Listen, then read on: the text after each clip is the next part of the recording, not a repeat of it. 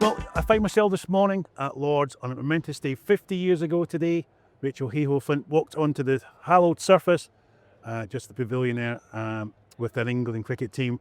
Delighted to say at Bud's on the 2nd of August, we will have the Rachael Heyhoe Flint Collection. Just over 50 items of the collection going under the hammer. The sale will be here at Lord's. Delighted here. I'm being joined by Ben Flint, Rachel's son, who's going to tell us all about his mum, about cricket, and a few highlights in the upcoming auction. Ben, thank you for joining us. Pleasure. Yes, this is your second home, I guess, Lord's. I do come here quite a bit. Yeah, I also play real tennis here, so I'm here quite regularly. Perfect. I've got just a little questions here, and I suppose the first one, tell us about your mum's career. Oh boy, I mean, so much of that career bypassed me because I was a little nipper. In '76, 50 years ago to the day almost. I was only 2 years old, but I have been told by a number of the girls, like Megan and Jan, who you've just chatted to, that they, mum walked out and I would shout from the pavilion, "I can see you, mum." So, a lot of it was passing me by. At the end of the day, she was just mum to me. The domestic life, she was a very loving, caring mum, hopeless cook, but a very useful cricket coach on the front lawn. But she was always insanely busy. Unfortunately, not in the auction, because I lost it when I was a teenager. She had a little girl guides knife with wah-wah tazy on the scabbard, which is Native American for little firefly. And that was mum. She was a firefly, buzzing here and there, playing cricket, obviously, but then later in life doing the managerial stuff, either at Wolverhampton Wanderers, here at Lord's with the ECB, at the Lord's Taverners, or the Lady Taverners, where she was president for 10 years. She was just always on the move doing stuff. Poor old dad, lived a very lonely life, happily retired. But yeah, I mean, she was just a fun person to be around. What was it like growing up in the cricketing world then? I mean, do you play cricket yourself? Yeah, I do. I'm slightly longer in the tooth, and I'm nowhere near as good as mum and dad. Dad played for Warwickshire as well, and he gave me more coaching on the front lawn than mum, because she was so busy doing stuff on the pitch itself. But so I play a fair bit. There was pressure for sure. When I was at school, there was definite pressure that I felt as son of Rachel or whatever. And I'm sure other sons and daughters of sporting stars have that issue. But to be honest, mum and dad never pressured me. They let me follow my own path. I'm very much a jack of all trades. I played loads of sports and I enjoy that variety in my life. But yeah, I mean, there was even before mum passed away in 2017 and since, just so many wonderful cricketing moments for me as an individual. So I've been incredibly privileged to, have grown up under her shadow, if it will. I mean, just that you mentioned Jan and Megan just joined us to chat about, obviously, mum, Yeah. colleague, and I asked them how they got into cricket. So how did your mum get into cricket then, at such a high level as well, of course? So the fun, I don't think it's apocryphal. I think it's true story. She had a brother, a bit like Jan had three, and herself, her brother, and her brother's not boyfriends, you know what I mean, his male buddies from school, they were playing cricket in the streets, like some proper street urchins in the burbs of Wolverhampton where they all grew up. And a bobby came along and told off the boys for playing cricket. Mum was playing with them, so she went up to the policeman and said, "Well, aren't you going to tell me off?" And the policeman said, "Girls don't play cricket." Right. That's my best Wolverhampton accent I can do. And she, with much indignation, stormed off. And maybe that was the only inspiration, but no, there was many more. I mean, she grew up in the era of Mary Duggan, went to the same PE colleges as them. But one of the simple things, a bit like Bill Gates and Microsoft, there was cricket at Wolverhampton Girls High School where she grew up, and no rounders, cricket, and that was the cradle for mum's cricket. But was she sporty in general? Yes. Yeah. Her mum and dad were both PE teachers, so there was natural hand-eye ball. I mean, mum was also a single-figure handicap golfer. She played squash for Staffordshire. She was natural.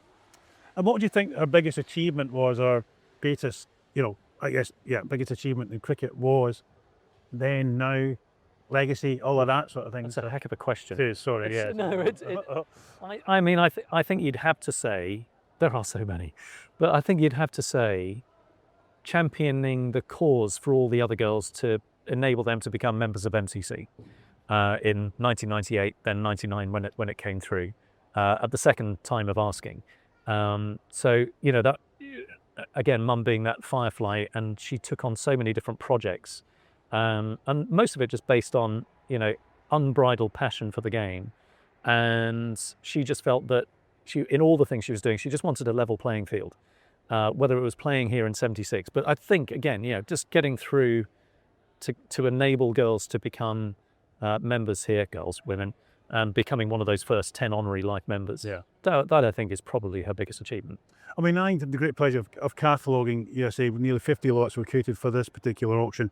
And I certainly, the sense I have through the catalogue text is how highly she was sort of respected, not only obviously women's cricket, but also men's cricket as well. I mean, some of the sort of the names on the text that we've been cataloguing, you know, the MCC applications we mentioned before. So I think, I mean, it must be, for you, it must be sort of a thrilling thing to sort of see and go through the collection. You know, your mum died, sadly, you know, a few years ago now. And so why now? Why are we selling the collection now? Or good point. Part of the collection, obviously, keeping some mementos, obviously, for yourself. And but why these 50 items or 50 lots in the sale?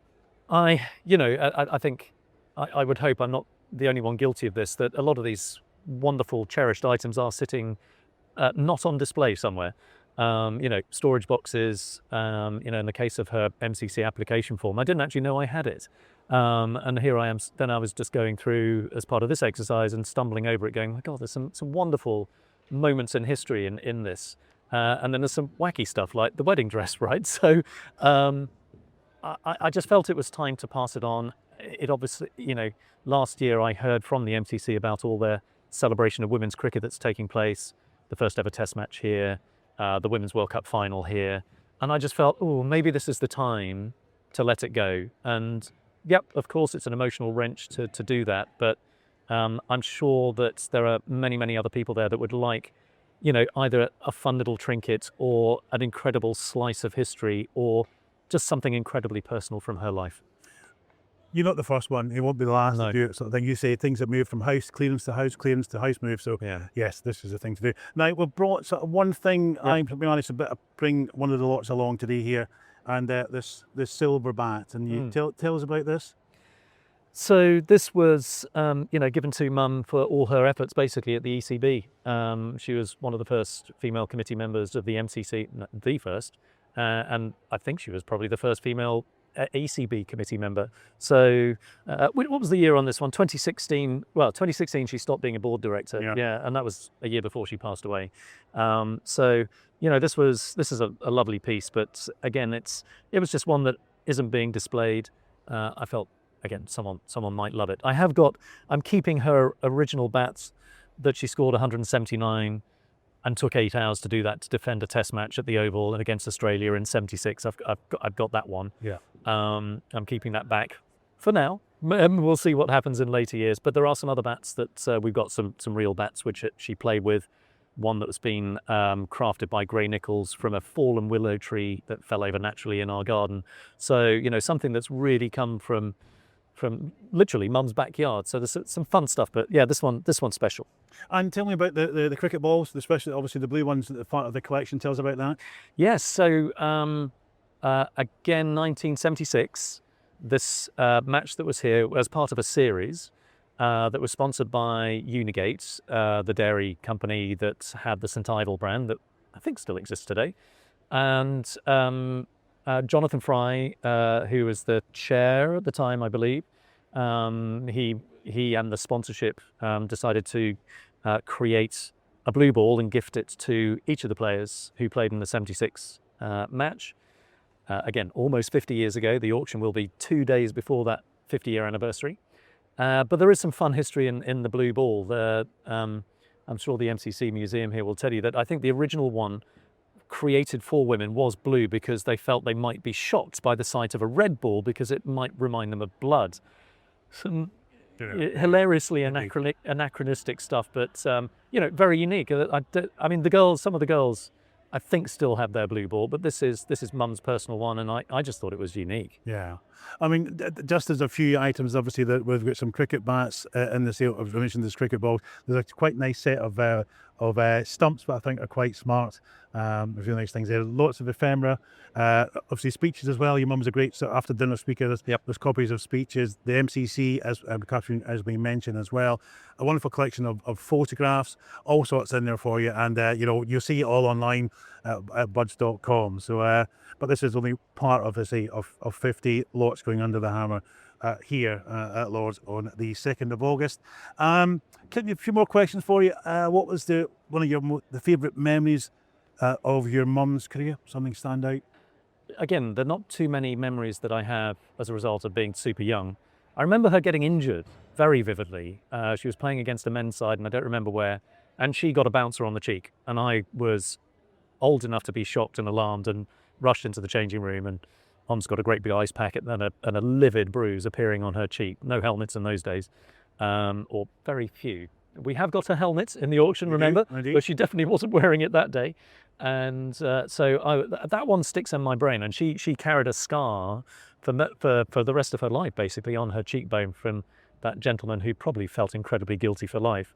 I don't, unfortunately, remember her ever, I wasn't old enough to remember some of her famous innings.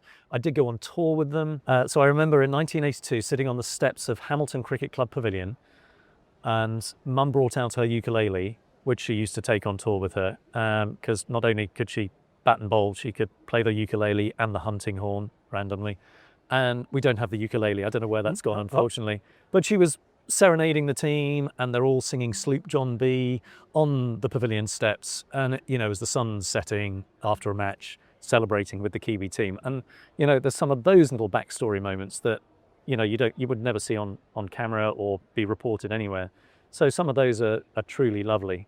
And then there's some hilarious ones. Very quickly, in 1976, she was so intimidated by the pavilion here that when they came out of the home dressing rooms, they felt they could not ever walk through. They couldn't walk through the long room, so she skirted round it past the committee room and then walked down the back row, affectionately death row, of the pavilion terrace, and then down the central aisle to the wicket gate to take the pitch. So there's fun little things that they from her day that have been reported to me. Yeah, fine. And okay, the last one here, so what do you think of the evolution of the women's game over the last 10 years? So, obviously you've seen it, obviously your mum's perspective, 50 years ago today, she's walking out here in this wonderful sort of sporting pavilion. How's it changed? Night and day, I think, is the easiest way to describe it. I think you would say that the England team of the noughties and the tens were still struggling to not necessarily make ends meet, but to turn a career out of it. It was all done through passion, as the two girls were saying. There was no payment in those days. Mum had to they all had to pay for their own blazers. We worked, I was hearing that one of the girls had to sell her car to go on tour in 1968 because it cost £750 to go on tour, and they had to finance the whole thing. I did an inflation-adjusted calculation on that out of curiosity last night. That's £16,500 in today's money. Wow. And they're working. They're teachers. They had to resign from work, sell the car, get a loan from grandma, one of them was saying, to finance their own passions. Now, obviously, we've got amazing equality for the women's game. The MCC are going through a gender diversity consultation period to try and work out how to create more female members within the club. Because since Mum's Day, there's still only 3% of members are women here. And I think that some of it just comes around to the fact that people don't know that it is accessible. So MCC is, changing this. They've laid on the first ever test match. The Women's World Cup T20 final was here last week. So there is a massive sea change that's happened in the last 10 years. And it's hard to pinpoint what exactly it was.